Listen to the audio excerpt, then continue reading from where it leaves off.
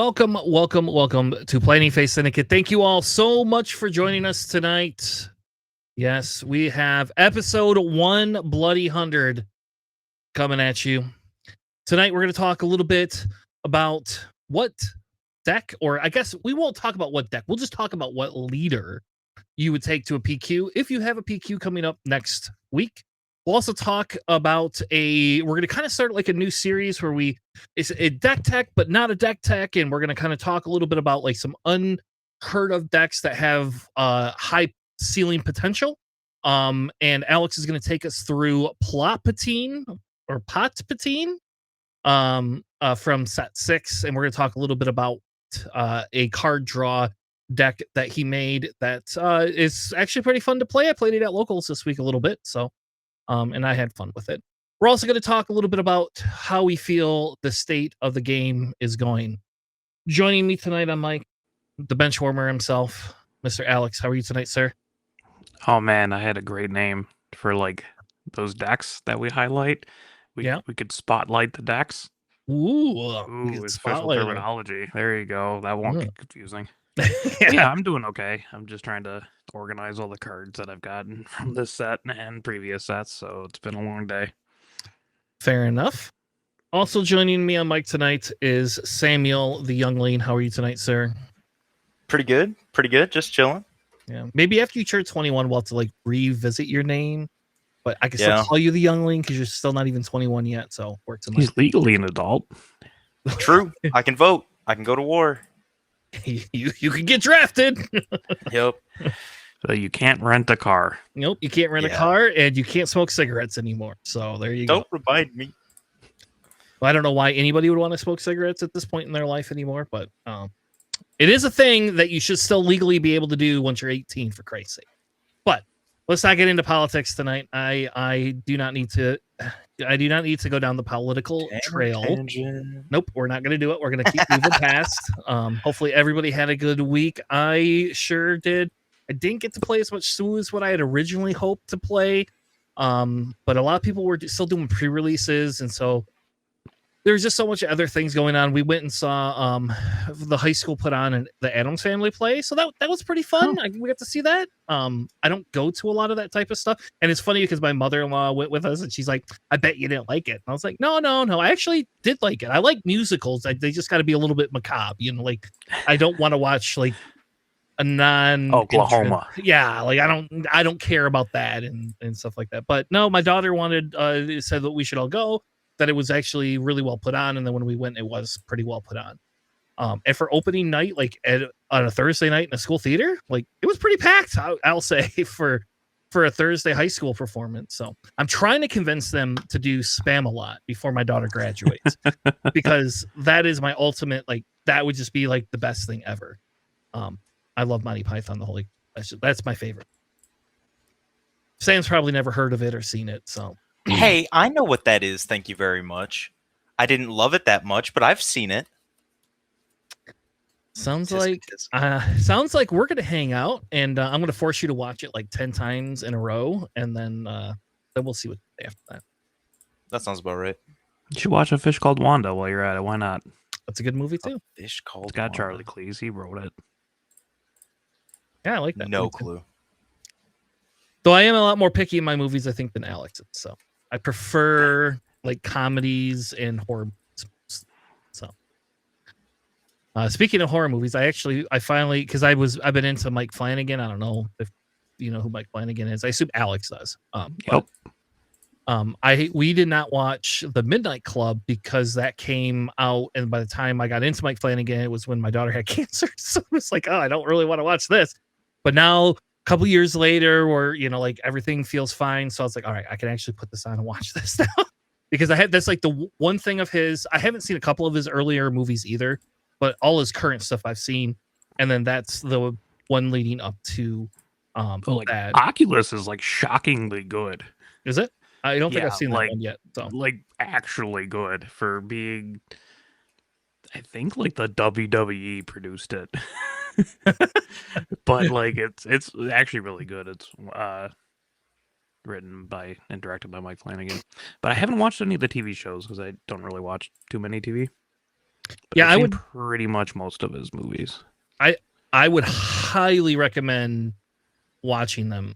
I know. I will. I know. I hear Haunting on Hill House is like one of the best. It horror actually things. is. I was a little surprised by it too. And like the first time I ever watched it, I was like, "All right, fuck this. This is actually scary. I'm turning this off."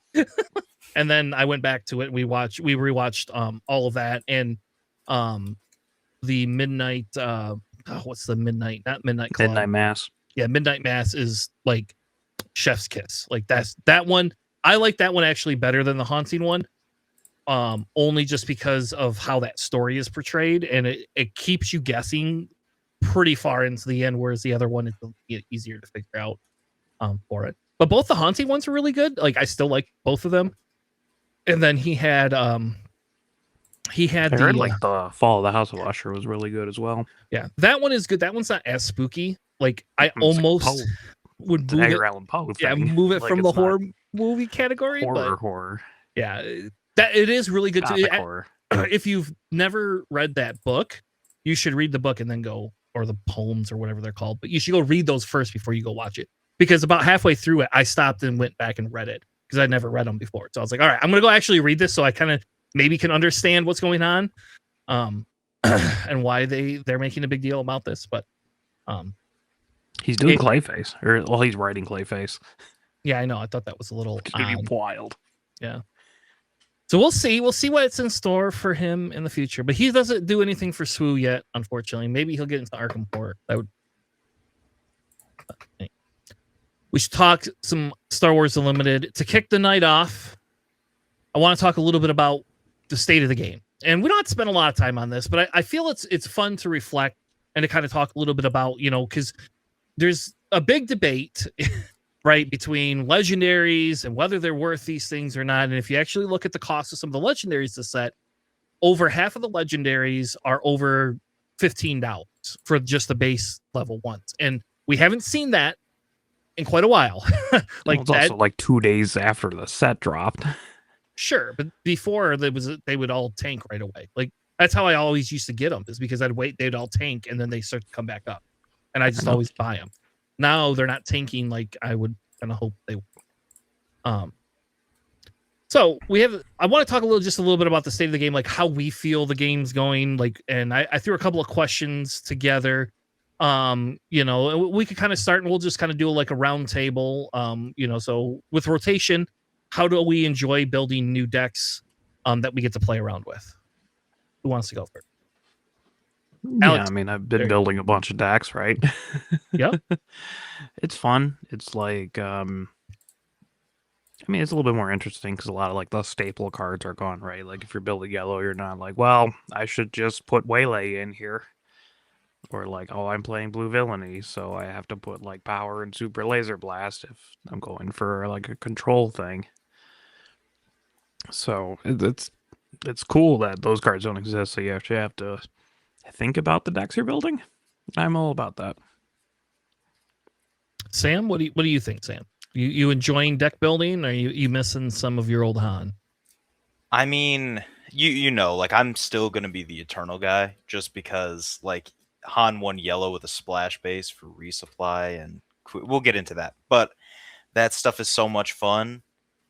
But I think that set 7 is actually going to do a lot for the game rather than just the enjoyability of it. And I only say that because, yes, it's going to be an entirely new meta. It's going to be an entirely new whatever. But that's a good thing because of how tired people were getting of the old stuff. So now it's going to be better for people getting into the game. It's going to be better for deck building because we're not going to be able nor have to build around as much. Like that new Ray. Me and my teammates were talking about it earlier. I have no idea what's going to stop that Ray. Like, there's no anything good for it. You can no disintegrations it, and that's the only way that I can think about to do it, to even get it low enough to be killed. If you put any upgrades on that thing, it's a beast. You're a goner. Like, you have to have an entirely built board for that. So it just makes me think about all these new challenges that we're going to have to face in problems that we're going to have to solve, as well as new problems that we're going to make ourselves. Like, I just don't know what that green 4-cost 3/3 ramp is going to do. Maybe that'll be a super impactful card. Maybe it'll be nothing. But there's all these tools that we haven't even tried to approach yet and haven't cracked for this set that I think it's going to be really exciting as each set comes out, and because we're basically in sets 1, 2, and 3 as they go, with how we went in Shadows and Twilight, getting all these new things that building off of a meta we hadn't messed with at all yet. Until set 3 is when the meta really fell into place of, okay, Han Sabine, and then just kept going onwards from there. But we didn't really have a defined meta in sets 1 and 2, did we? Or at least not where I was. No, we did. It was just It was Bulba and Boba Sabine. and Sabine. Oh, It was I guess Boba I had played Green, it entirely Boba different Yellow, Swu than you guys. and Sabine. Yeah, no, where I was from, it was like there was 30 people that played Swu in the entire city, and then every deck was different. I don't think I saw more than one Boba the entire time I played in Traverse City. But that's what it makes me think of, is stuff like that. So I don't know. It's going to be insanely fun. Yeah. And I'll be honest, I'm having fun with the new builds. I will tell you what I am not enjoying, being able to build a true control deck that can actually work. I don't enjoy that at all. But I will say that it's taken some time to come around, and like it feels like Bounce is the new control form, which I guess is kind of similar. I mean, we played Trench for how long, right? And that was always like kind of a thing that we were able to play around with. And now it's just like, well, maybe blue yellow is like the best control that you can have in the game for it. The next kind of question when we talk about health of the game is we should talk about set 7 a little bit, right? So like, do we feel that the cards have actually helped bridge the rotation gap? Like, do we feel there's quite a few impactful cards that have happened? Sam? No. I feel like the goal with set 7, when I took a step back at it and looked at it, was they were trying to depower scale the entire game.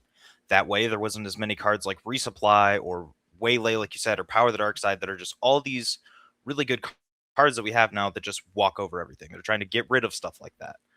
The problem with that is, okay, now everything feels a little weak to me after playing with what we played in.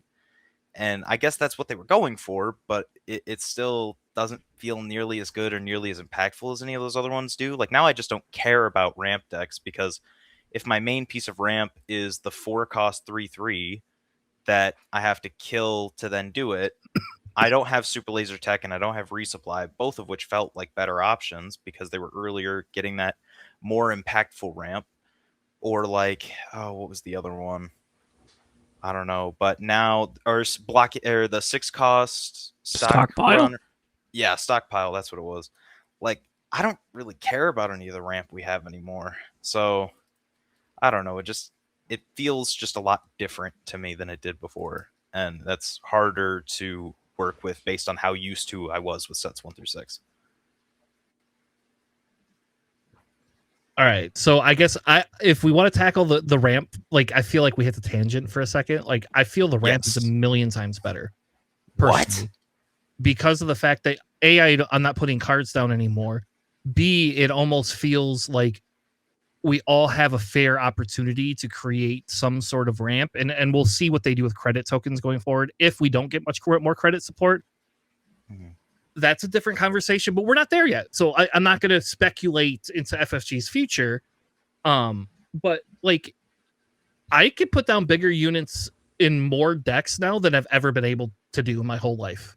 Like, for example, I've been playing Val on and off, right? And I gave a credit and forgot somebody could ambush a stranger. And they would never normally be able to do that. So like, if we're going to talk just ramp, like, I genuinely like this form of ramp a lot better. And if you like in playing Magic, this is closer to a Magic style feel where you can ramp with your lands. Like, you can get a land that ramps and does these other things, but it's not as prominent per se. And like, if you build a strategy out of it, it fails a little bit harder than if you play something that gives you like token credits to be able to utilize to discount cards and things like that. Alex? I mean, I guess that's kind of ramp if you have the credits. I don't know, for me, like, ramping was more important to get your leader out than it was to drop like bigger units. So like, there's not really any decks that ramp other than like Krennic, because you can play the Expendable Mercenary on turn 2 if you just kill your first turn play, and then also kill it for a credit and another ramp. That's the only deck that I've seen that really like does anything with like traditional ramp. But yeah, I mean, if your opponent doesn't really give you credits, or you don't have credit stuff in your deck, you're not really ramping. I haven't seen much of that outside of like Lando and Val, so I'm not sure how impactful that is. I have it in Chewy. I mean, there's no meta yet, so like it's really hard to evaluate anything. But I mean, it's cool to bring out bigger units. Yeah. And like they can be impactful if it's like a timely stranger or something like that, or dropping like a Liberty early. They can have massive swings. So that's an interesting like counterplay for your options if you're like a Vel player, right? When to give your opponent credits and when not to. Yes, and I think that'll be like the biggest learning curve we'll have playing. Like I think it's not just cut and dry. It feels a little bit like we used to be able to play Yoda or Rey, and it's like, well, that was easy. You played Rey, you knew when you put a experience token on something, and you know when you didn't, and you knew when you had to claim for the most part. And then like Yoda, it was kind of the same thing. Like you knew when you could ramp versus when you needed to eliminate things. With Val, you're now giving them credit tokens, and if you don't have a way to eliminate their credit tokens, you lose. Hey, and if they don't have cards in hand, they can't use their credit tokens. that's very true. I played against a Piat Red. I was 5 to 10 damage away from winning. I had all of my token credit elimination stuff on board, and they killed my stuff and ended up with like 20 resources basically, because they had 10 resources and 10 credit tokens because they never could spend them. And then they dropped a Devastator and a Planetary Bombardment one turn. And then the next turn they had enough to basically almost do it again. Yeah, and I about cried because I lost. I actually lost that game. I was like, well, there goes that game. But yeah, I mean, I've only played against one deck that has ever felt dominant or even really impactful credit-wise, and that was Eric's Lando, because he was dropping stuff he dropped a Liberty on me on, I think it was 4 resources earlier today, and that was a feels bad. And I don't remember how he got that extra credit, but it was super annoying. And you do that in my Lando Green Force deck with the Jedi Counselor. I also want that deck link because I feel like Lando is a good deck after it's on our Patreon. Kind of stomped today. Yeah, join our Patreon, Sam. And on our podcast 2 weeks ago. Yeah. Oh, I might not have been here for that one, but yeah, I mean, even in that game though, like we played a few games, it was really dominant his side, and then I found out, I should probably just kill the stuff he makes with those credits, and then yeah, it turned around a lot after that. But that's why I main deck 3 Rey. So if you hold on to your control, you can't do anything for this thing that I drop early. Oh god, yeah, that Rey is like keeping me up at night. That Rey scares me, and I haven't even faced it yet. Can't no glory it. Can't take control of her. Yeah, that's the scariest part. But yeah, I don't know. I guess I just need to get whooped by more credit decks because I've only played 5 or 6 Vels and I beat them, but they didn't really give me that many credits, so I didn't really care because I didn't have anything to care about. But then I've only played about maybe 10 Landos, and while yes, some of them have had credits, it's just been like, all right, I'll just go around the thing that you're making credit for and win, or you got your credits and all that other stuff too late. But I have no idea. If someone shows me good token generation on curve, like what he did earlier today, that totally disproves me. And that's what I like, is because I want to be wrong about these problems because they're problems. So if I am wrong about that, good. All right, well, let's move on. The other kind of discussion, like another discussion piece, is like, do we kind of feel Eternal and Twin Suns are good alternative formats, and do we feel that they're supporting them enough? We're getting 4 new decks for Twin Suns, and we're getting a whole Eternal PQs, but only 10 of them. What do you guys think? I mean, it seems like they're testing the waters for the Eternal PQs. I'm not sure what the threshold for next set's going to be. I guess I would assume it kind of depends on the attendance for these PQs or like the engagement or whatever around Eternal. But a lot of my locals haven't really even thought of Eternal yet because this new set just dropped and they're trying to figure out stuff that they just want to play. um, and I do think that like I don't. They didn't say they're gonna do like Twin Suns PQs, but I think they said that they're gonna do like Twin Suns events at like every like regional and above, where they're just gonna have side events that are also Twin Suns and publishing 4 decks for Twin Suns with Twin Suns exclusive cards seems like a pretty good investment for that. So I'm glad they're at least attempting. We'll see how it pans out. When was our last Twin Suns PQ? Where's the support for Twin Suns, man? What's going I'm waiting on for a here? trilogy PQ. That's what I really want. You can't That'd be have a so much twins. fun. You cannot have a Twin Suns PQ. Why It's never not? going to happen. Stan and I are just going to collude the whole time. Yep. Well, maybe, but I mean, you do random pairings. You make it so every table is a table of 4. You do top 16 instead of a top 8. I mean, you could easily just like do pods of 4 and the winner keeps moving on, you know? Do it totally bracket style from the start. Let's do it. All right, moving on. Do we think FFG is doing a good job with their product bringing new players in? And if so, do we think that there's going to be enough sustained momentum going into Galactics to make year 3 successful? I've already had a couple like locals come back and they're just like, yeah, I was just not feeling last set at all. So they're just like, now it's interesting, fun, I can do stuff. But also like at my store, we sold completely out of all of our boosters for Lawless Time. Oh. I mean, we got a reorder in earlier this week, but like we didn't have like an unsubstantial number of like boosters, right? We had 48 pre-release packs. Our pre-release was 34 people, and like I said, we sold out of all of our boosters. And I think we have like 4 pre-release kits left. So, and that was just with one pre-release and some other people just buying it. So at least the product's moving. I'm not sure if any of those people were necessarily new.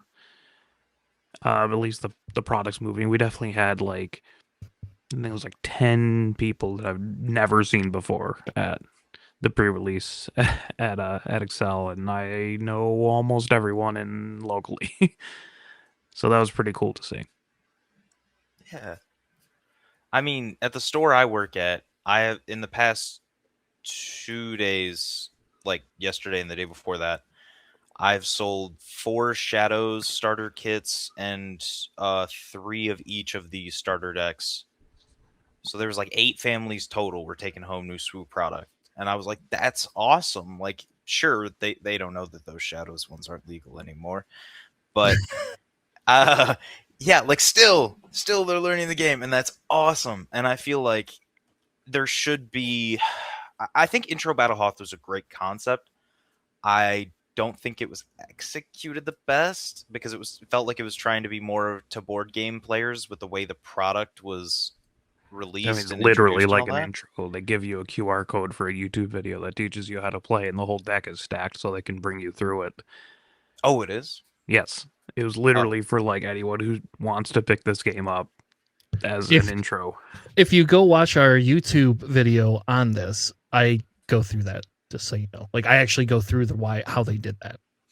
well, me and you were supposed to do it like 2 or 3 days before, and then we didn't. So I did not know because I have not opened an Intro Battle Hoth product yet. I just sell it a lot, and we keep it right next to the board game stuff because it feels exactly like one. So I don't know. It's just if we had more stuff like that and more intro events, so to speak, like if they supported more random format kind of styled things for introductory players, and that's a store level thing too. Like more stores could be doing stuff like that to try and grab new players. But that might help. It just doesn't feel like new players are really coming in, but this is the perfect time for new players to start. All right. Well, I kind of think that's kind of the state of the game. It feels like we got a decent set. It kind of feels like FFG is trying to push, a little bit more, at us, give us some variety in what we're doing. We're seeing some older players kind of come back and a few newer players. I kind of hope that this success is sustained. I think Galactics kind of will dictate that if they don't have as many people at Galactics as they did the year before. I might be a little bit more concerned if it feels like they will have even more though, based on the fact that they sold out of VIP stuff on both sides of it, day one, like within 3 hours, I think. I think they were sold out in 3 hours. So, I don't know. I like, for the most part, I like the format. I would like to change a little bit of their point system a tiny bit. But that's just me. Yeah, I mean, second place should get more than 35 points. That's obscene.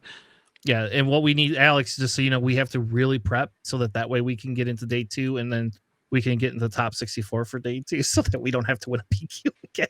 we can just coast like the other people did the year before. We'll just coast into the next year. That's our There goal. you go. That's what our goal is, just so you know. So a lot of draft practice coming up in the near future. So, all right, I think that like I said, it's something I think we have to kind of do. Like, I think we do have to have that conversation, because I think there's a lot of people that are naysayer, right? And sometimes the negative people speak the loudest, right? And while I always think that there can be improvements and different things like that, I always really genuinely want to give my, make sure that we're looking at this wholeheartedly and not just kind of taking this narrow little view for what it is. So, all right. So the next one is, let's predict some leaders for PQs. How about that? Sounds like fun. What leaders do we think will take the next PQ by storm? I did put JJ's picks in here, and we are allowed to roast him for not showing up tonight. So we are 100% okay roasting him on his picks. I forewarned him a few minutes ago that he may get roasted. So I don't hate a couple of them. I wouldn't say top 3, but they're not terrible. We're talking about Qui-Gon, right? I mean, way to bury the lead there, but Oh, I thought he was presenting the picture. I was like, what the No, not yet, but I am now. Now let's talk a little bit. What we wanted to do is a couple of things. Is we had a suggestion from a listener that kind of said, hey, why don't you predict what you think the top 3 leaders will be for the next PQ, and talk a little bit about, a leader that you feel is overhyped and a leader that you feel is kind of underhyped, right? Or that is performing better than what a lot of people thought. So we'll start with JJ's picks, I guess. And JJ's top pick was Qui-Gon, Deidre, and Sabé. Now I'm not asking for us to go through and say, well, it goes with this base or that base, right? Like we don't need to make that high of a prediction, but I thought it would be kind of fun, because what if we put a little bit of a wager on the line? I like wagers. I like gambling. It's literally just blind gambling, because there's nothing established at all. There is nothing established. Exactly. I love blind gambling. So you should know me. And what are we gambling on? We blind gamble every time we open a pack of cards, right? And when we don't need cards anymore. I mean, how many times do you buy packs of cards each week when you go to your locals and then don't? Almost never. Oh. All right, I do. We do to support our local store. So, and actually, Sam, that's what you should be doing. Is you should be telling the people that came into your store to buy some, is like, hey, on Wednesdays you can come hang out with us, and we'll have a fun time. And snipe them to a different store. Your store does not run SWU. That is a fact. Brian 100% has openly stated he is not running SWU anymore. So it is not stealing anymore.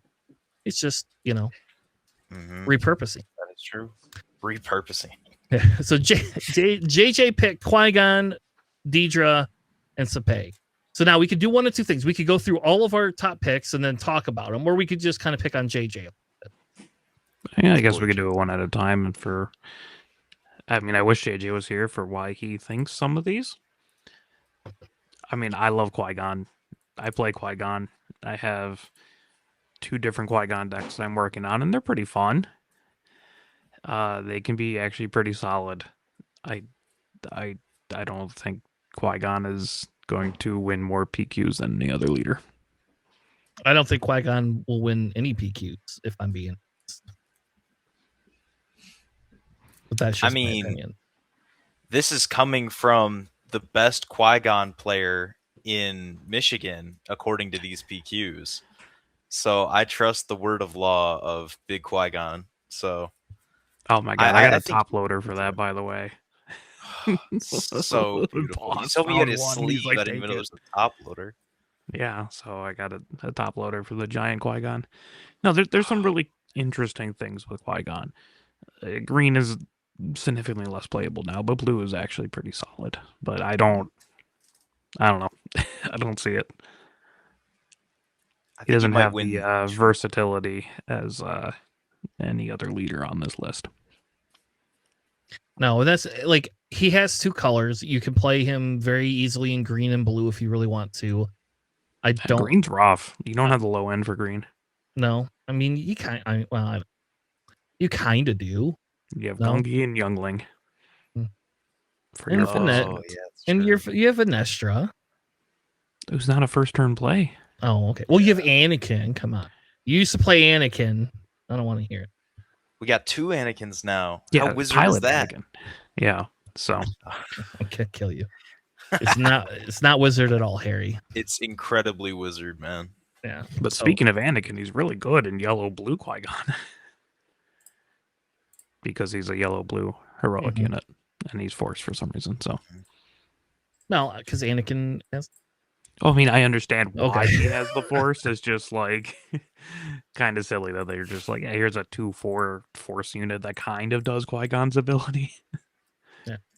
So yeah, I just don't think Qui-Gon has a stayability power for decks. He's significantly less flexible than like any of the other leaders that we listed, and I think that hurts him more.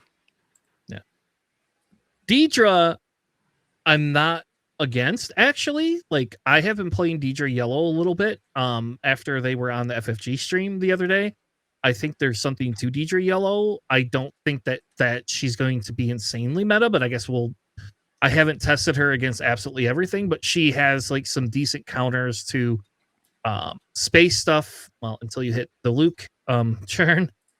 And so I don't know, like she's no longer the hard control deck that I think people wanted her to be, i.e. me. Did people? I did. I did. I wanted her as a hard controlled flip on 4. Dude, it won me so many games. You have no idea. No, I understand. I was there. I get it. It's just a little you can do like a blue-ish Daedra, like mid-range, Mhm. kind of soft control, depending on how you build it out, which is interesting. I don't hate the Daedra yellow. I think it has a lot of issues, but it's not a bad pick. I don't hate. I can see Daedra winning a couple PQs here and there. Yeah. And I think Sabe is probably a correct call. I don't have her in my top 3 personally, just because I have Chewbacca in her place. If I didn't have Chewbacca, I would have her in my top 3 though. I think she counters and can counter stuff because she can strip your hand and do all these other things. And being a yellow native, she has the ability to get saboteur stuff on her and do some saboteur work that not every other deck has. And her ability goes off when you hit base, so that's very impactful. I don't know. I think Sabe's a good choice, but I think we talked about this 2 weeks ago, maybe 3 weeks ago, when you gave me shit for liking Sabe a lot, and then it's like, well, now that we've had rotation, she probably feels better because there was just other better yellow leaders that we had, like Han one. Yeah, I mean, I can see like a red or a green Sabe doing pretty well. I don't think she's a bad leader by any means. That's more of a legitimate pick out of all 3 of those. Yeah. All right, Sam, you're up next. What are the 3 leaders you picked? I got Lando, I got Boba 4, and I got Mother Talzin. I mean, Boba is a good pick because you can play him in pretty much any color now. I've been doing double red. I've faced a lot of yellows and greens, and I faced two different KTOD guys that are on blue. So it's like you can do anything with it. Do It's you see the just the Lake new. Country version of him too? Because that's floating around. Yes. That kind of scares me a little bit because it's just a better version of the mono red. But Yeah. yeah, You know what I crazy. realized? Why are we running mono red? Like I figured that out after we started messing around with it and having 2 success. cards. I was like, oh, we don't have a real Splash base. reason to do this. I was running mono red splash base. Me too. And a buddy, Jake was like, "All right, Chris, what do you need this for?" Oh, you know what? I probably don't, because yeah. All right, that's good talk. Let's talk about going a different color direction. Yeah, it'd be like for 2 cards, and it's like Papanoida, which doesn't really fit the deck, and like Relentless Fire Spray, which is probably not the right call. Yep. No, We learned that the hard way, or I learned that the hard way. No, I was there with you. I mean, it's just so versatile. It's the new Han 1. Good things do good things in that color. Like, it just does the best at any of the damage pinging leaders right now. But, I mean, that's just an overall good one. Talzin, I would say, is the best blue villain right now. And blue villain always seems to do well in their respective colors. For Talzin, it's yellow. I'm also a Jabba 6 yellow Force player. It's I like mean, the like, exact same thing. Blue Villain did well because it had power and Super Laser Blast and all that kind of stuff, and it doesn't have that much anymore. That is true. I don't know. I just really see it doing well and doing good things. It seems like a good Shaft control Kira style build right now in the format of the tools that we have. But then again, you're right. We don't have SLB, Avenger, Devastator, like any of those other blue-green staples that we used to. But yeah, that just feels good. And then Lando, I got smoked by it today, and it really changed my worldview. So I had to put it on this list because that was just like a devastating 4 games in a row of just being like, oh, cool, 5 cost Liberty, 6 cost Bo-Katan. Like, I don't know what to do against that. So Play Blue Villain and kill it. yeah, that's basically it. I don't hate your picks. I like Lando a lot, obviously. I picked him as the best leader from this set. So I believe in him. I like him. I think he's pretty versatile. I think he can do a couple different colors, which is cool. Same with Boba. We'll get to that, obviously. I agree on Talzin. I just haven't seen too many people play Talzin right now. And that could just be me, but like I think Talzin's very good into a lot of the stuff that people are bringing right now. That -1 can do a fair bit of work. It's kind of annoying for a lot of... I mean, there's like, what, the 3-1 heroic unit, red unit that's out there. There's a lot of like 1 health ones that can just die. And I think Blue Villainy is one of the few ones that can actually like do decent control. Mostly because you have no glory. But also having access to the Force natively with Talzin opens up Shatterpoint, which is also a really good form of control. Yeah. I love it. All right. Alex, on to your picks. Boba for previous mentions. He just puts out so much pressure, and that can actually to kill a fair bit of units pretty easily if you're putting damage on them. And, you know, the whole top of the summit thing, I think leaders are really difficult to kill, and I think pilot leaders are even more difficult to kill. Which follows up naturally into Luke 4, who is just very difficult to out.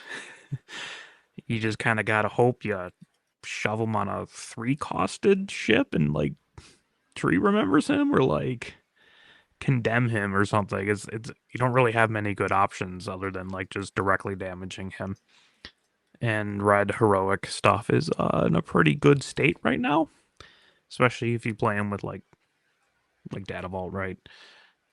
For a little bit extra health, a little green hero stuff's really good. You can probably do him in blue. I've seen other people play him in yellow, and that's also very annoying. That And one then I I say have- is the most annoying. Hmm? Yellow Luke is the most annoying. Yeah, it's disgustingly fast, Like and they can disrupt a lot of things that you could do. And they it's got not good been units. fun. Yeah. For the third one, I actually have is Obi-Wan from Legends of the Force. I think that's just a very good leader. The experience really helps. I mean, Virgin's Temple's probably the build for him. That's just very difficult to out when he's just like, I drop Obi-Wan unit. I drop Typho. I drop Lando. Good luck getting through my board. I also have a bunch of Restore, and also I'm blue Force, so I have access to Shatterpoint, right? He's just really annoying to do stuff to. He can go, you can drop things early with Jedi Counselor. You have Kelleran back. Like, you just got a bunch of really good green heroic stuff, and they don't have to be Force things because it's Virgin's Temple. You just need high health stuff. Fair enough. All right. Well, my picks, I have Mother Talzin. I feel Mother Talzin because Mother Talzin has at minimum 2 colors that are very valuable right now. Green being kind of a pseudo third color that could be viable, but I think with a lot of the aggro, it has a hard time keeping up with it. Because it can't be a control deck like it wants to be. But I think the blue yellow suite is just silly good with Talzin. There's so many things she can do to reduce units. She gets Rhodidium, which people are sleeping on. You should not sleep on that card if you're playing blue yellow, for Christ's sake. That should be a staple. That's a very good card to wipe the board on 7 resources, which is usually the churn if you've done enough cleanup that you can just win with your Talzin at the end of the game. But it doesn't kill their leader. Yeah, well, you kill their leader with your stuff, and then you don't have to worry about that. Boba Like Fett. Luke. Yeah, Boba Fett for like Luke. Boba Fett for the same reasons, like that Alex has said. Like, there's Lake Country. You can run it with green. You can run it with blue. You can run it with yellow. And I think maybe we might do a segment, or maybe like a deck building segment or something in the future on Boba 4 with the different base colors that talk about the strengths and weaknesses of each. I think it's kind of like the same thing as Luke Skywalker. Like, his green is obviously probably the best for Luke in that color suite. But yellow can go faster, and blue Luke can do stupid, silly healing shenanigans that you don't get in anything else. And so now you've got a leader that can help ping and kill things and heal, which is crazy. And then I threw Chewbacca in there, and I know everybody else will disagree with me on this, but I think Chewbacca minus maybe the blue villain matchup, blue-yellow villain matchup, I have had very good success with Chewbacca. Like 75-80% win rate with Chewbacca. So I'm not ready to give up on Chewbacca yet. Everybody else might be, but not me. At least you have the showcase. I do have the showcase. I have people trying to buy the showcase off. It's crazy. And one of them isn't the local. We have a local that played Chewbacca in the first, that was like his favorite was Chewbacca. And now some of the Wookiees have rotated, and it's actually kind of sad because now we have a good Chewbacca. We don't even have all the other Wookiees that we used to have. So I told him, sure there'll be more Wookiees in Homeworld. I hope so. Oh, I hope so. I hope we get that. I hope we get a wooden ship too. Give me a wooden ship. The Azatok, we already have that. Give me a real Get good back and Azatuk. Give me an Azatuk that I can pump up and run into something and do overwhelm and start everything on fire. That's what I want. Because it's a ship made out of wood. Space wood, yeah. Good old Wookiees. So yeah. All right, so let's move on, and we'll talk a little bit about leaders that we feel are overhyped. JJ put Agent Callus on there. That's probably because Tanner originally was insanely high on Agent Callus, and I'm not as high on Agent Callus. I remember Sam calling for bans when he first saw him.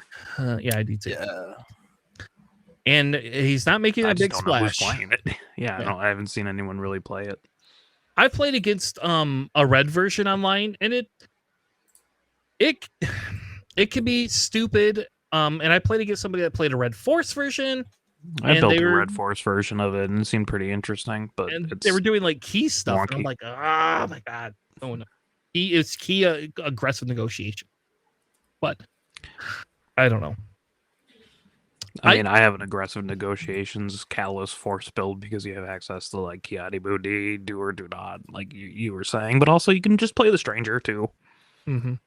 If you need additional things, you got Yoda as your finisher. It's okay. Yeah, so I think we were very hyped. I was very hyped on him. I don't think he was broke, but I do think I was very hyped on him. And I'll be honest, I have not invested the time into him because I don't think he comes as easy as a deck building build around. And that tells me one of two things. Either he isn't that good, and JJ's correct, he was overhyped by us, or um we need to invest a little bit more time into him because there could be something there that we're missing, and we should go back to our roots. I had to play him in 2 different pre-releases. Yeah, did he win? I dragged a deck that was so garbage to 3-1 with him. He just makes your pool playable if you get just a garbage pool. Yeah, which is I mean that's fair. Like I mean I think that's a different right compared. Well, yeah, I mean it's sealed, right? It's limited, so it's just like he's not bad. I would say he's just a little janky, and it's hard to deck build around. It's kind of like Twilight Chancellor Palpatine, where it's like, oh, it's a little bit weird. It can get bricky. It's not the most effective, but under certain circumstances, it can do pretty well. Sam, are you also out on your boy? The only problem is I've been way too invested in Zabulba and Jabba. Once I have free time and actually have memorized all my lines, I probably will go to Callus next. And the only reason for that is it reminded me so much of my Nalase because of the heal bot flip. And like that's how my mind immediately wants to start building that. But I mean, it just I mean the doesn't deck didn't take to 6 anything? health is a little bit rough. Yeah, it doesn't feel that impactful to me. As I guess when I first saw it, it was just such a culture shock. Like, oh my god, now you can play everything in the game for 1 cost more, and that just seemed like incredible to me. But after actually seeing it try to be played and beating it a few times, I'm like, oh, okay. Like it's not. All right. Well, Sam's pick was Luke. You didn't. I don't know if it's just because you don't like the showcase art. I mean, he does look like Michael Jackson, so I mean, I don't know if that's the reason you don't like it because you don't like Michael Jackson, or is why do you think Luke of all leaders is overhyped? Well, good old Palpatine hands here.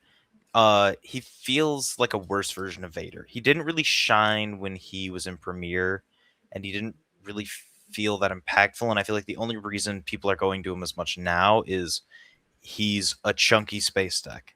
It's literally unaudible. What? I think that's why people are going to him, because he's literally unaudible. I mean, no, he's not. You can kill him pretty easily. You just got to do damage to space units. You can't use Power of the Dark Side anymore. Correct. We've already been through this. Damn it. Doesn't exist. That's why I said do damage to space unit. He gives +4, +5. Yes. We just got to control his space well enough. And then hyperspace disaster. I love doing that to Luke decks because then they just go, oh. But yeah, I mean, I just haven't. Maybe I've just been playing too much Eternal because I've played like 50 to 60 Eternal matches already. Yeah, Eternal is significantly different than Premiere. Yeah, it just doesn't feel that bad of a matchup for the decks that I'm playing. Is it Blue Villainy, the decks you're playing? Some of them, yes. The other one is just Zabulba, and I always just get there like 10 damage before them. but that's just because I'm an aggro deck that flips on turn 4. So I don't know, but I don't know. That's my rationale.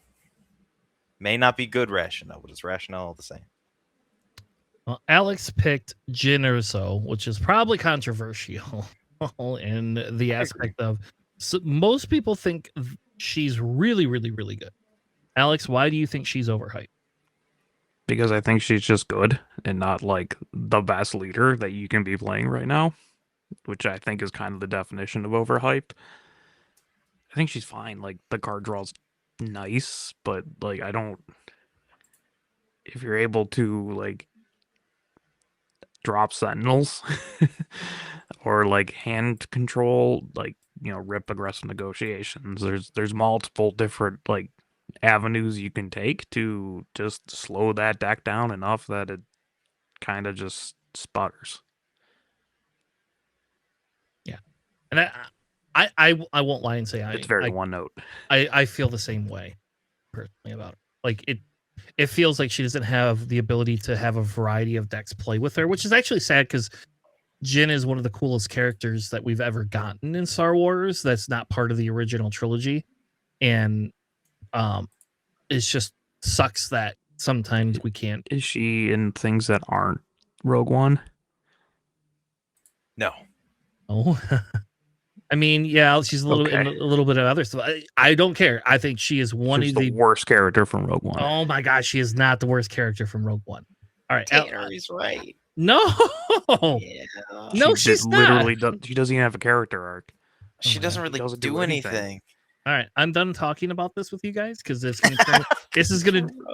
is gonna delve into a argument that I don't want to have on stream tonight because I would like to be done on a reasonable hour. Because we could have a Tanner 10-point session on why Jyn Erso is one of the best characters ever. But anyway, but I do agree with you. I just don't think that she has aggressive negotiations is what it feels like. Like here, I'm a one-trick pony. She can draw a card. Yeah, and like while I won't discount like drawing a card is great, like I mean I could play Chewbacca against her and go all space and not interact with her until like turn 4 or 5, and by that point I've done 22 damage to her base. So hopefully you've done the same. If you haven't, you lose. So well, I picked Lando. There you go. I feel Lando's overhyped. I think everybody is insanely high on Lando, but if I scroll up, only one person put Lando in their top 3 leaders, so I don't feel I'm super over justified. I think Lando Blue is a little overhyped. I think Lando's fine, right? Like I just think he's okay. Like I don't think he's insanely amazing. I don't think he's like the best leader we've ever gotten. Do I think he's good? Sure. But would I be taking him to a PQ? No. Have I had to play against Eric's? No. Will I say that Eric's just a really good player? Yes. And sometimes we let really good players dictate things, and I just don't see it, Lando. Like I see him as like a Gar Saxon, like how he was, where it's just like he's a solid leader. He'll take PQs here and there, but like it's not lighting up the meta. Yeah. I just thought of the greatest thing ever, Tanner. You're gonna love this. Lando control deck in Eternal. Because not only can you mill your opponent out, splash-based vigilance, you can use takedown, you can use entrenched, you can use all of the blue-yellow tools, but you get a 1-cost mill their deck. What if I told you one of my locals has already built that?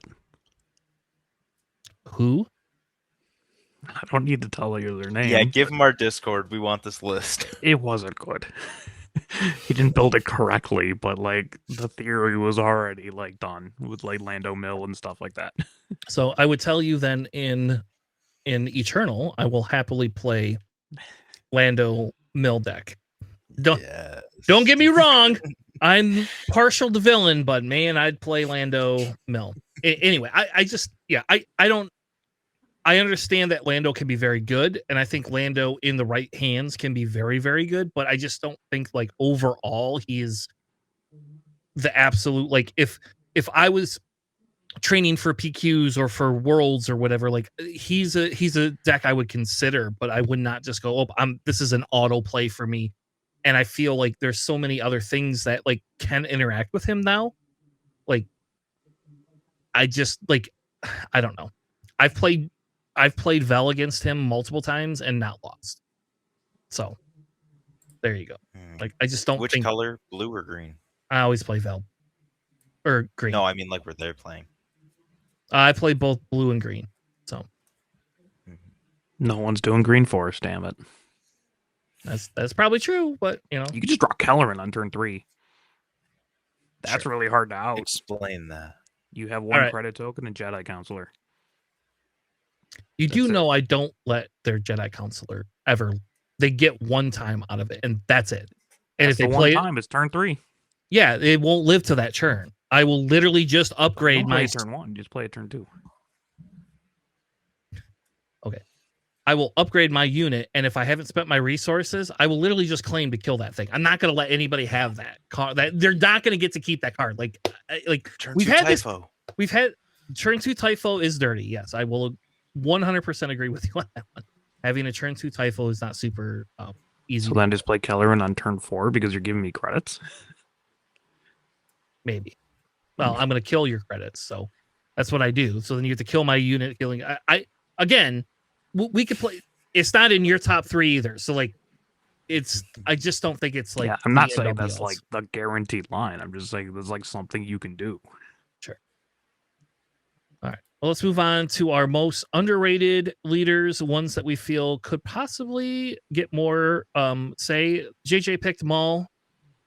I don't hate it. I don't know why he picked Maul outside of the fact that like I think it's getting a lot more people are looking at it because you can create force easily and it's 1 damage to 2 units instead of like 1 unit, and the only prerequisite is you have force. That's it. So it's harder to keep people off force than it used to be. We'll put it that way. Used to be very easy.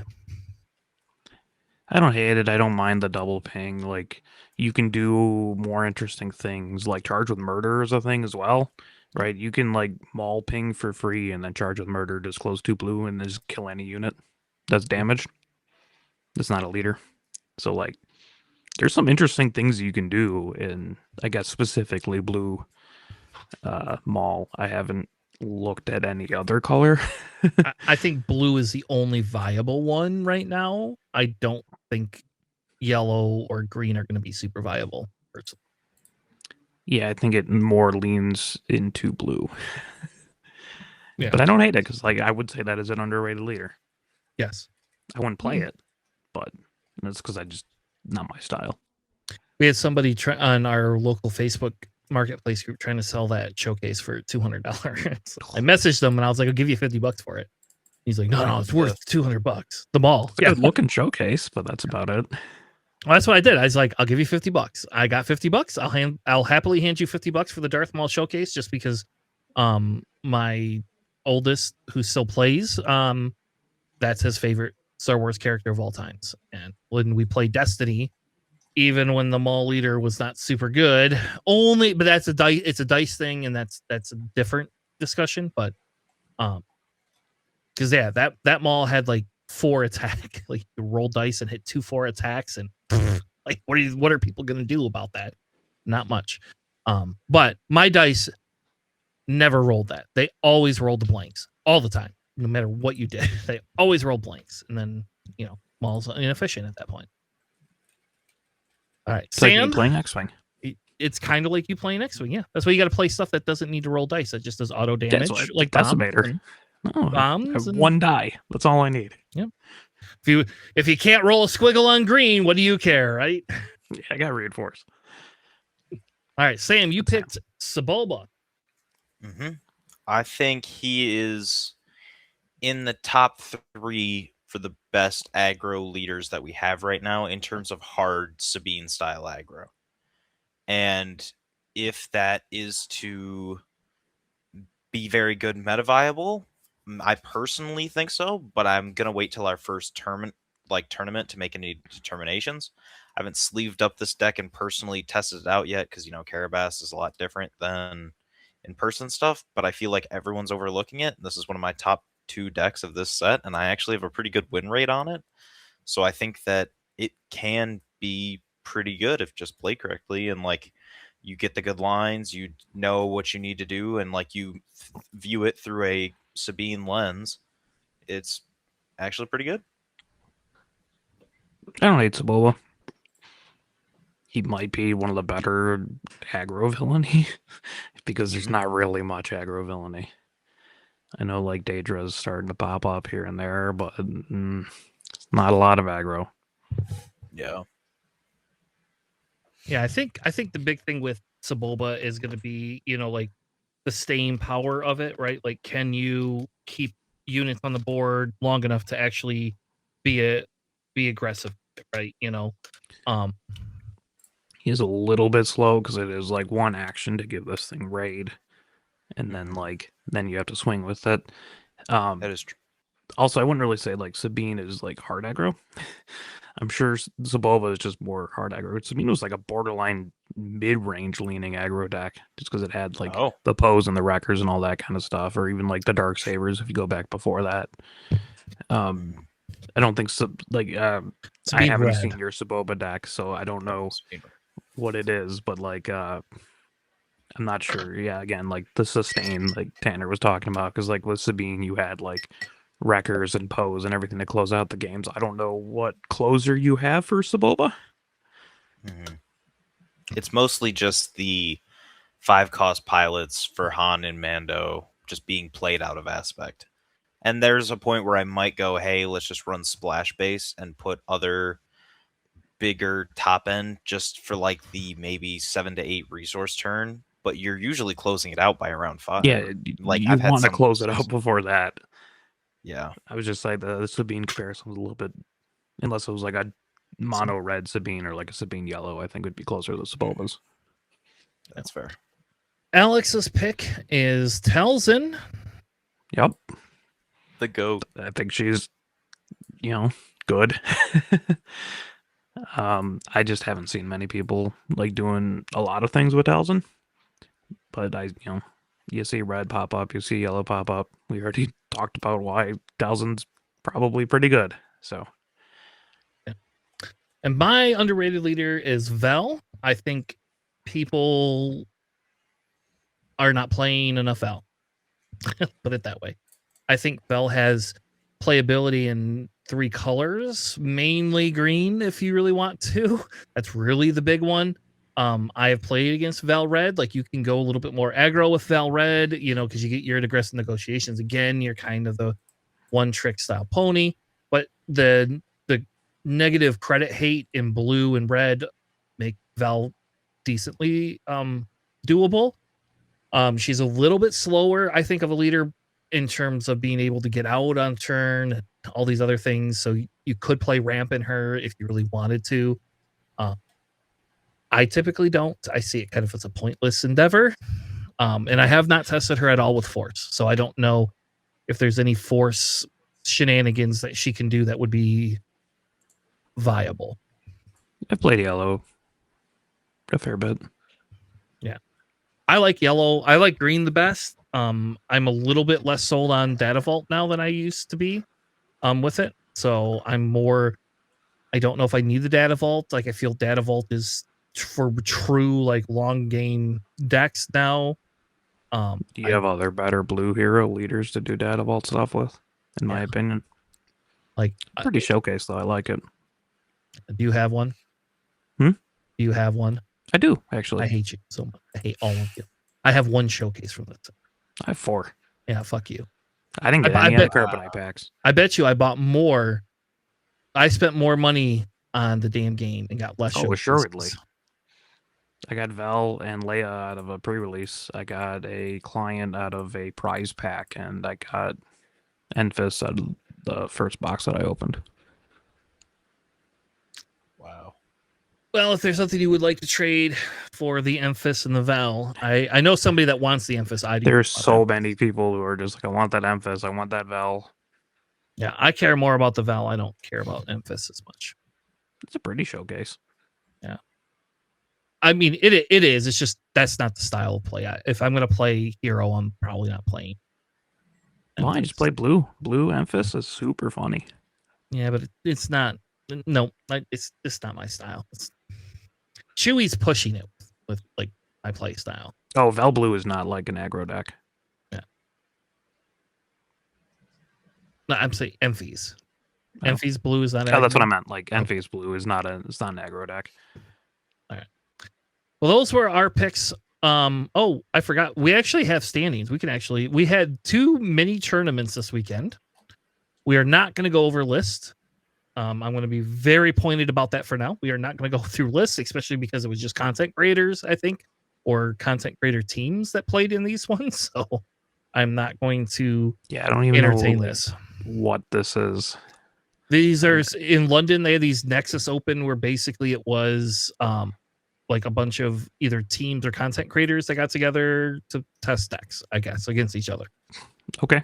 That's what it felt like. I don't know. I watched some of it because Maul popped up and I was like, oh, all right. I kind of want to watch Maul play, because we don't see a lot of Maul play over here. Like people in our state don't seem to, nobody played Maul. So I agree. So I was like, no one all on right, this side either. This is interesting. I kind of want to look at Maul. So but yeah, as you can see, Luke made 2 top showings for it. Boba had 2, a Talzin, a Sabay, a Vader pilot, which is a little interesting. I have not looked at his deck yet. They not had the multi-aspect one either. That's interesting. For what? For the Vader pilot. Nope. There, a lot of people are just, let's go to the old classic 30 health base and. But free on curve figure of Unity on flip. So I don't know. It's 3 less health. I don't know. Vader's. The problem is when you have a lot of Lukes and Bobas, Vader does not have a good time. So like when there's other people in space and they're chunkier and can kill your stuff, that is not good. Yep. And red hero, green has access to blue leader, and that just wrecks Vader's day now. And then you can ping with it for free, so you can take out both their units. Should have played the 2/2 shielded, damn it. Yep. I mean, that's in my sideboard, baby. So, yeah. But anyway, the other, they had a second tournament. I don't know what the difference between the 2 was, but there they had Vel show up, Chewie showed up, Vader again showed up. So Vader making another one. Again, these are 30-person tournaments, so like take this with a grain of salt for what it's worth, and it's bias. 30-person tournaments before the set even drops and they can just like mass harvest data. Yeah, and here's Tobias Red. But you know who played that?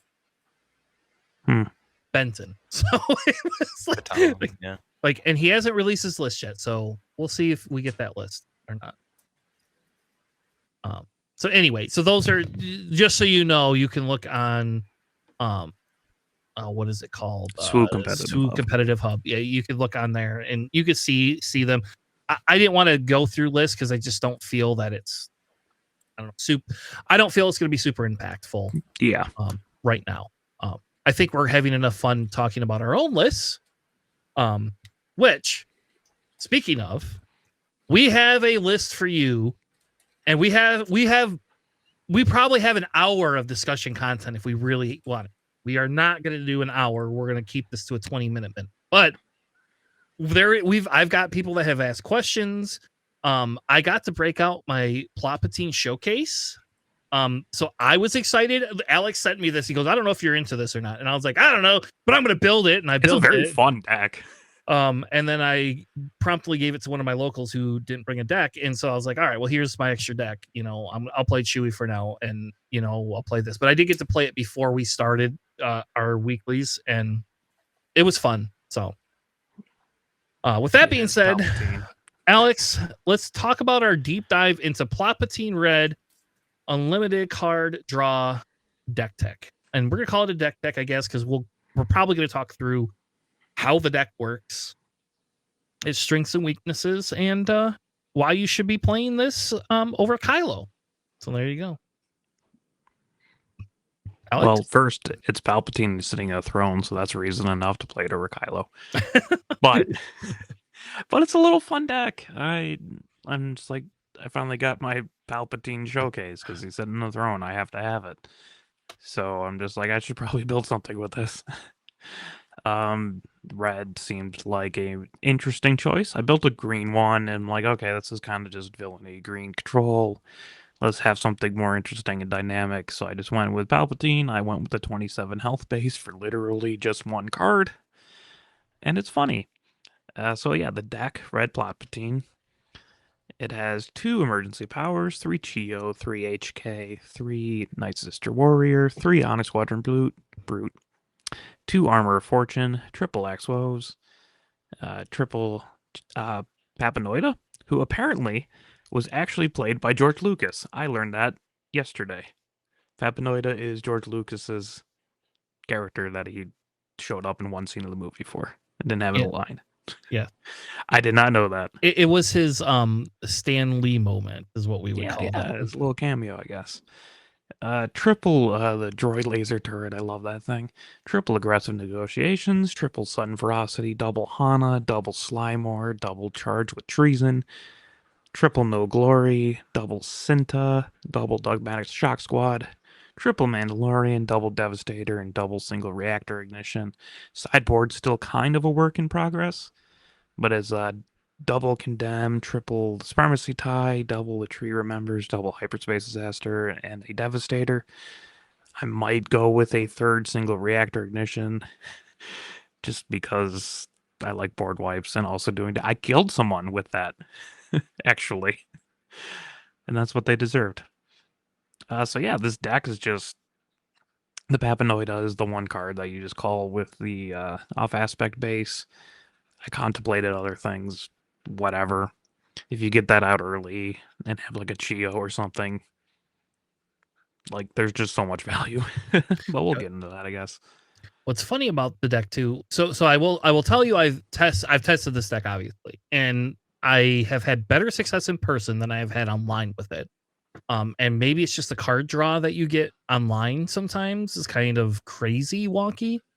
But I think like the discussion points we have to have is, what are the threats that this deck poses? Why is this deck viable? And then we also need to talk a little bit about your plot card choices versus, because this deck is not geared to be really that much of a controlled deck. Like you can control things, but it's really hard to control space, especially if they start space early without sideboard. Yeah, so to say, hence the sideboard. Yep, like sideboard is geared for space stuff, specifically. And I'll be honest, like sometimes like the single reactor ignitions are somewhat pointless. Like they're great, but oh man, I love those things. I consistently get up to like 8 and just nuke the board. Yeah. So really the reason we're playing the splash base, right, is because of paranoia, right? Or paranoia. Or not Ozzy Osbourne tonight. Papanoida. Man. Where's JJ to make fun of me now? Because Papanoida makes spy tokens every time you draw cards. So when a player draws a card. Yeah. So you swing with Chio and you get 2 spies. You get 2 spies automatically. And which then makes Papanoida a target, by the way. Oh, yeah. So you know, massive as soon as somebody realizes what you're doing with it. I did it once, and everyone's just like, nope, I am full sending into that. Yep. But it also works on Palpatine's ability, because that is also a card draw. Yes. And like the bazillion other cards that card draw in this deck, like Night Sister Warrior. Yep. Now, the first question I'm going to ask, because I think like we should flesh this out, is we are running a 27 health base to get just Papanoid. And that's it. There's no other splash cards. You have a 3 of that, and that's it. Is there any other consideration you would have for putting splash cards in? I don't know. I kind of looked at some, like I said a little bit earlier.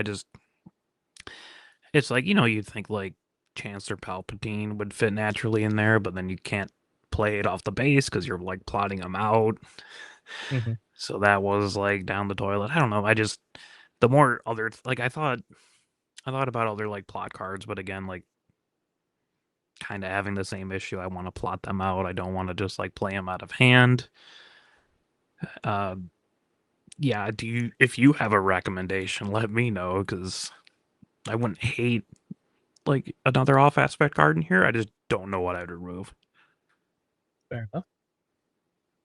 So if we talk a little bit about, let's talk about the plot cards, right? Because we have two big mechanics for this deck, and then we could kind of get into a little bit of how the gameplay can work, and we could talk about lines and stuff like that. But you have 11 plot cards, and then you have 4 cards that draw you cards. So we'll do the draw cards because that's the easiest thing.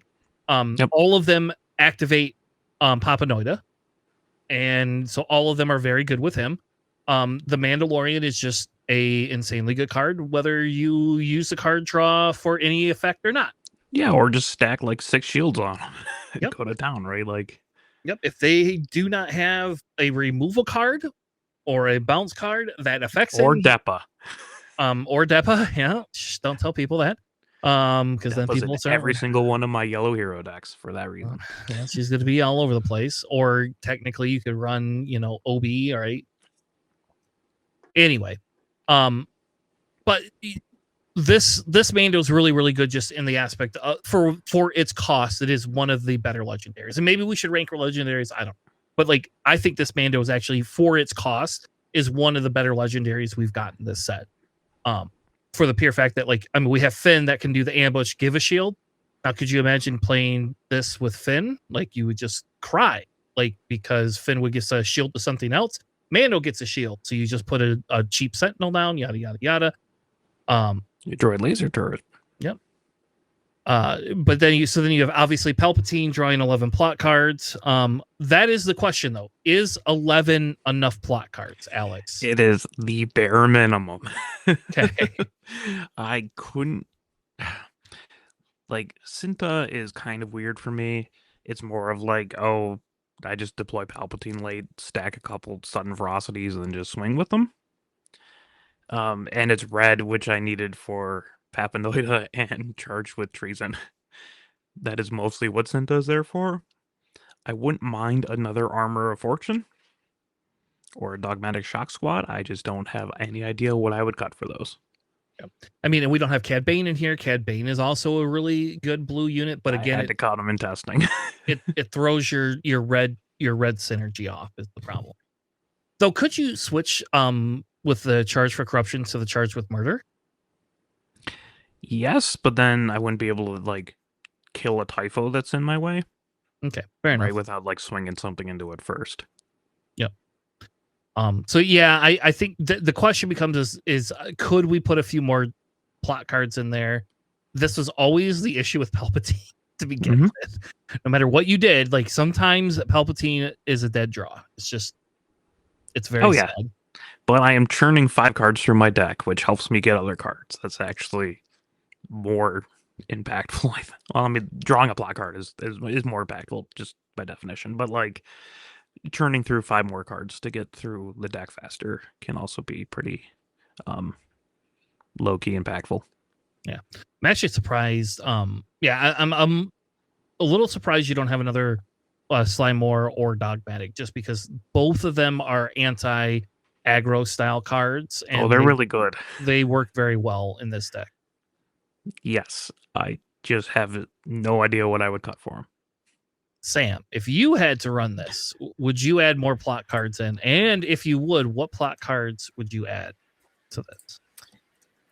Probably just CAD. I don't like Cinta in this list, but if you're just using it to add more cards to the draw engine, I need red. That makes sense. Yeah. I just don't like playing her in this, but I mean also like you can like double stack sudden ferocity and then Cinta if you're at 9 resources. Fair. I mean, if you're going swing for 12. Yeah. If you're going for any extra splash cards in here, I think Thrawn wouldn't be bad. Not because he synergizes at all with this build or what you're trying to go for, but just to be like a good unit on that 7R turn, because it seems like your turns really go 6 and then 8, and there's not really a huge in between there. Well, the And so- Palpatine flip is the turn in between. Right. Yeah, but it doesn't really seem like you're playing a whole lot, are you? Yeah, I mean, it's like a dogmatic shock squad with Armor of Fortune and or double Armor of Fortune if I wanted to. Because So you just- he discounts 3 for the first time. So Oh yeah. you can play a dogmatic for 3 cost, or you can play a Sun and Ferocity for free, Mhm. or a Cinta Yep. for half cost. Or Slime War for 1. Yeah, technically speaking, if you flip on 9, you can actually play 2 Sun and Ferocity and Cinta in 1 turn. It doesn't help if they have Sentinel, but I mean, Sure. you can do that.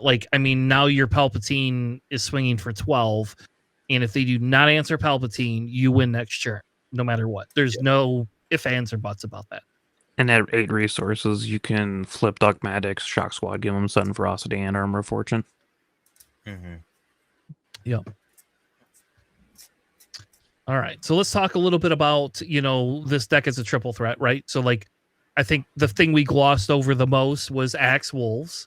Obviously, that is everybody's absolute favorite card, and I don't know where anybody got where this Axe Wolves. Sam, do you have a copy of that promo, or is this next set? That is the ones that we didn't go to. So those, those are rotated out. You can't get those ones anymore. They rotated out? What do you mean they rotated? For out of the events, because they're okay. doing 2 waves of promos at every regional, and that's kind of because they look amazing. That's a really pretty looking card there. I agree.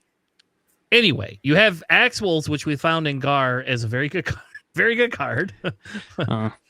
Didn't play much in Gar, but yes, if you emergency powers Axe Wolves, things get really silly. Because each experience you're giving them is 2.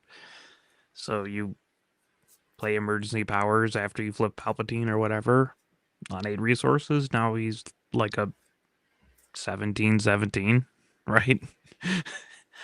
Those ends games. But also because you have triple Sudden Ferocity and double Armor of Fortune in the deck, and you're pulling those specifically. With Palpatine, you can actually just play him early and also just equip Sudden Ferocity and Armor of Fortune to him for really good stat buffs. One armor or one Sudden Ferocity is a 7/3 shielded or 7/4 shielded. So that's a nice early threat for 6 resources over 2 turns. Yeah. And just like a game ender, plus emergency powers on pretty much anything. This is kind of a game ender. Must take out now. Ship. I love that card. Yeah, until somebody arrests it. Then you cry. It's true. I cry a lot against Deidre earlier. She had 3 arrests in hand, I swear to God. Or she top decked 2 of them. I don't know. It was incredible card. But yeah, so you have Axe Wolves with emergency powers, Sudden Ferocity, Armor of Fortune. You have Papanoida as another major threat in the deck. And you also, because it's red and you're drawing cards like crazy, you also just have aggressive negotiations to swing for whatever your hand is. Yep. And we talked, if you weren't paying attention, last week we did a whole segment where we talked about cards that people want to ban, and aggressive negotiations obviously is the big one, right? And I will tell you, you can play this deck. Aggressive negotiations is not overpowered in this deck. It is really good, but you got to have a bloody unit, and they can't have Sentinel to be able to play this card. So I don't care what anybody says. If they continue to play Sentinels or shielded Sentinels, by the way, you have a hard time getting through it. So aggressive negotiations, in this deck, is not broken. It is just, instead of you playing we used to play Devastators and Annihilators, now you're playing a unit and aggressive negotiations. It is literally the same thing. You playing it early, you using the 3 resources early instead of playing a unit to do an extra 2 to 3 damage, is not as impactful as late game. And if you're playing late game, it's the same thing as if I put a Devastator, a red Devastator down, and then play Planetary Bombard. It's another game finisher is what it is in this deck. Yes. Because you are drawing a lot of cards. It is just another. But also I've used it I have my Night Sister Warrior out and they just drop something huge with Sentinel, I guess I'm just gonna aggressive negotiations for like +5 and just take it out. Or like kill their leader with aggressive negotiations is almost like removal instead of like direct into the base because you have other backups with like Axe Woves and you know Devastator and all like you got a bunch of high attacking things. Yeah. So And I've it- used aggressive negotiations just proactively just to wipe out a giant threat. Yes, or a Sentinel if they have like a Typho down or something like that. It works very well against that, because you could swing your 2-cost draw a card guy with aggressive negotiations in, and you still get a card. And yeah, like I found the Axe Wolves emergency powers is a better in game than the aggressive negotiations. Though I will tell you, I played 15 games of this, and I drew Papanoida 3 times in 15 games, and it was so annoying because when I played it in person, every game I drew one. Whether I used it or not, I don't know. But like I at I've least aggressive had it. negotiationed my droid laser turret when I had a shield to kill like something. I think there was a leader. So let's go back to the deck because I think people are going to see this and they're going to go, oh, I can play this, and it's like no, hold on, you got to understand some of the lines. So let's talk through a little bit of the lines, like turn 1, turn 2. Like you don't have to go like in super detail, but let's talk a little bit about what you would do.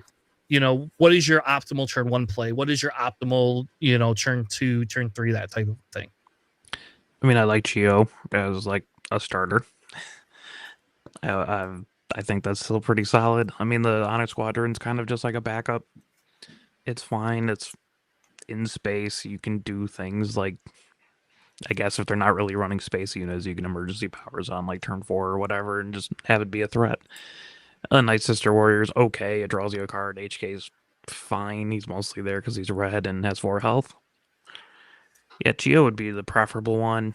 If not, like, if you have no first turn plays, if you like mulliganed into nothing, you always have Palpatine's ability. So that's a thing. But yeah, like Chio's what you want. Second turn, I would love like a droid laser turret or a Papanoida, preferably the droid laser turret, and then Papanoida the turn later and Palpatine that turn. So you can use his ability. Just kind of stops things. An early axe isn't the worst either, especially if you like have sudden ferocity or armor fortune that you didn't resource. Yeah, if you draw it off Palpatine too. Like I've actually done that where I've drawn like the armor of fortune and just not resource it to just put it on X Wolves because now it's like, well, now he's 7 health with a shield and like okay, fine, you hit the shield and I can't do as much damage, but he's kind of a sentinel piece. People don't like him. He's there. He's annoying. Like Hana, I think is a pretty solid piece, mostly because of the restore, and like Hana could just do some work. But yeah, like mostly, it's so toolboxy. It's hard to like go through exact lines. It really depends on what your opponent's dropping. But like I think by design, this deck has a lot of answers for things. Like I dropped like a Slime Ore just on like 5 resources because they had like 4 units swing into my base. Yeah, and you can sudden ferocity Slime Ore now, which is like a 5/6, and that's pretty annoying. Yep, and she has the ability to continue to like do work even after her flip turn. We don't have a Slime Ore deck yet. That's coming. We have one on the Patreon. We do. Okay, fine. We do. You have a Patreon one. I have never. I'm trying to I have pimp not it touched out. it. Yeah, I need to get me one because I still have my Slime Ore deck built from last set, and I should just go through and update it because it was a lot of new cards anyway. That's where all my arrests are in. All right. Anything else about Plotpatine that you want to go over? It's just a super versatile deck. Again, I'm still kind of working on the sideboard. I kind of want 3 condemns. I kind of want a 3rd single reactor ignition just in case, but it is what it is there right now. We'll see how it turns out. But again, it's toolboxy. It's got multiple annoying, like must deal with things cards. Fair enough. Well, that's our deck tech on red Plotpatine or Potpatine, depending on how stoned you were when you made the segment. But But yeah, so we have, like I said, we're trying to highlight some cool decks that maybe a lot of other people aren't doing. We used to do a lot of deck techs, and I used to be very rigorous about it, and we used to do them all at the beginning of the set, and then everybody else's deck techs. So now I kind of want to just shift a little bit and like let's talk a little bit about like cool type decks that have potential for future promise. And we probably should do a Slimore one. Like I think we should probably not do all villain though. Maybe we should do a hero one deck because Tanner and Alex are very villain driven individuals. So actually, I think every PQ I've ever been to has been a villain deck. Now You played Han, right? Datable. Mm-hmm. Oh, I did. You're right. I did. I played Han 2 Datum. Oh, so 1 PQ. 1 PQ out of 10. I played a hero deck. Oh, 2, because I went to Worlds with a hero deck. That's right. All right, there you go. So I've done 2 big tournaments with hero deck, but we should probably definitely not ignore hero because I think there's some cool, weird decks in hero like that maybe could be a thing. I wish we get more force cards because it'd be really cool. Is like if Ray ever became a thing, Rough. you want Ray to be a thing. Come on, baby. It would be fun, at least. Sam, what deck do you want? What do you have a baby pet deck that you want to go through? For Premier or Eternal? For Premier. We're not doing we're not touching Eternal yet. Let's keep there's so much Premier. We haven't even the first Eternal PQ isn't until next month. So if you want to build a PQ primer for Eternal, we could talk through that. But there's a lot of testing. I don't know how you test Eternal without like a big group that has an interest in Eternal, because I would not trust online deck playing for Eternal, because there's probably a lot of people that are like me that are just going to play, I just want to play something cool and crazy. So I would like to try a Heart Control deck against you one of these times for Eternal. Yeah. So, all right. With that being said, thank you all for joining us tonight. Next week, I think there's PQs running, so we'll probably cover a couple of lists and talk a little bit about that. We'll have another spotlight deck for our new spotlight segment. That'll confuse everybody. And hopefully JJ will be back. So with that being said, thank you all. Have a good night, and we'll see you on the flippity flop. Thanks for listening. Peace. Fuck you. Now I gotta fucking edit it out. Why would you do that? Why would you make me edit things out?